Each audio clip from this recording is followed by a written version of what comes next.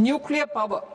I propose to extend the existing basic customs duty exemption on imports of goods required for nuclear power projects till the year 2035 and expand it for all nuclear plants irrespective of their capacity. Critical minerals. It is proposed to provide basic customs duty exemption to the import of capital goods required for the processing of critical minerals in India. Biogas blended CNG. I propose to exclude the entire value of biogas while calculating the central excise duty payable on biogas blended CNG. Civil and defense aviation. I propose to exempt basic customs duty on components and parts required for the manufacture of civilian training and other aircrafts.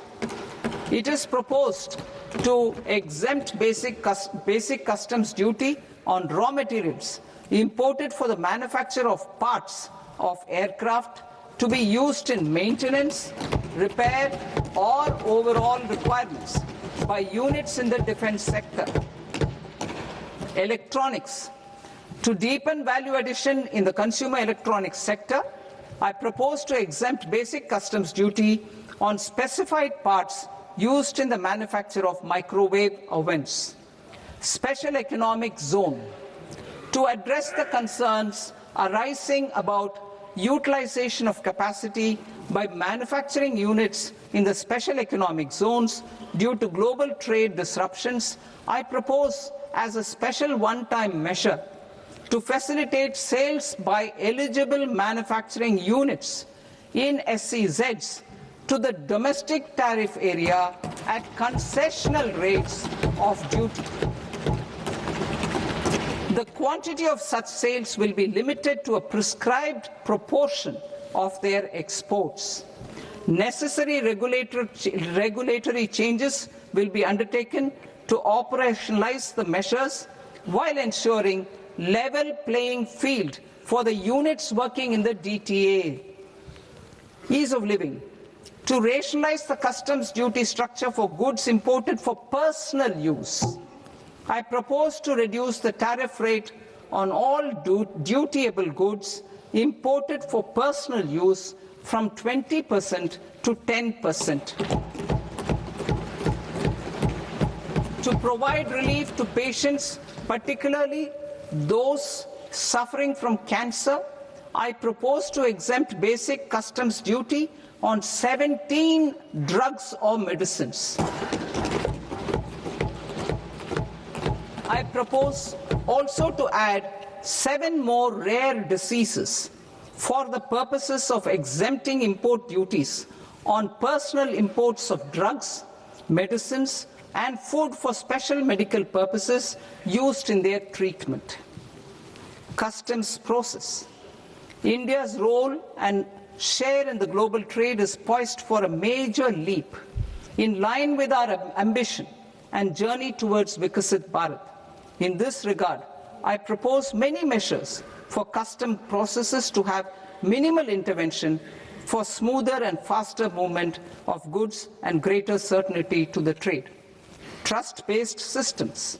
I propose to enhance duty deferral period for Tier 2 and Tier 3 authorized economic operators, known as AEOs, from 15 days to 30 days. I propose to provide eligible manufacturer importers the same duty deferral facility. This should encourage them to get themselves accredited as a full-fledged Tier 3 AEO in due course. To provide greater certainty and for better business planning, I propose to extend validity period of advance ruling binding on customs from the present 3 years to 5 years. In the spirit of the whole of government approach,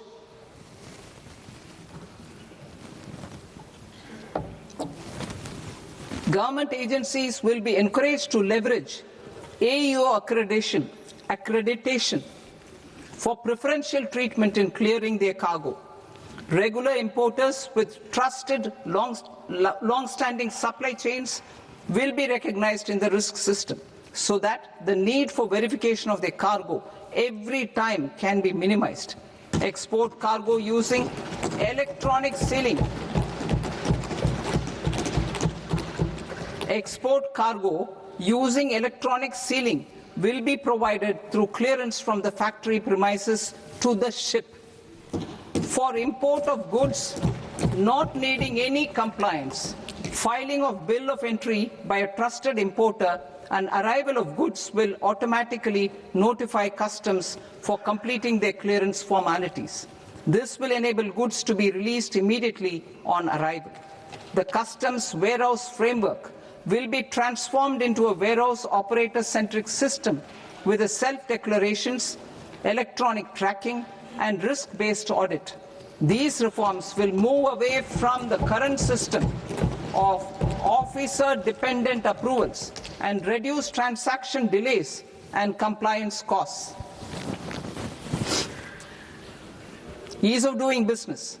Approvals required for cargo clearance from various government agencies will be seamlessly processed through a single and interconnected digital window by the end of the financial year.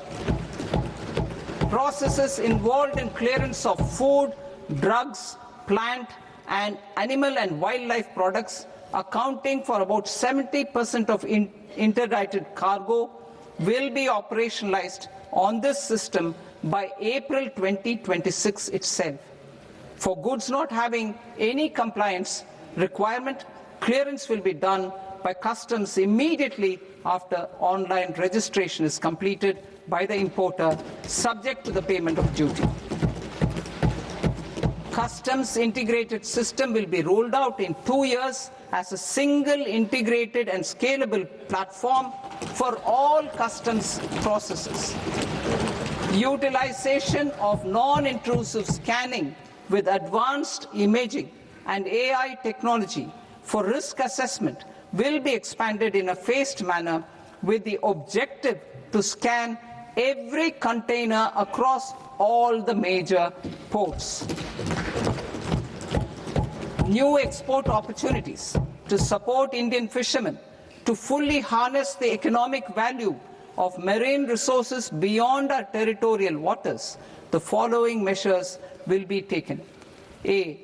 Fish catch by an Indian fishing vessel in exclusive economic zone or on the high seas will be made free of duty.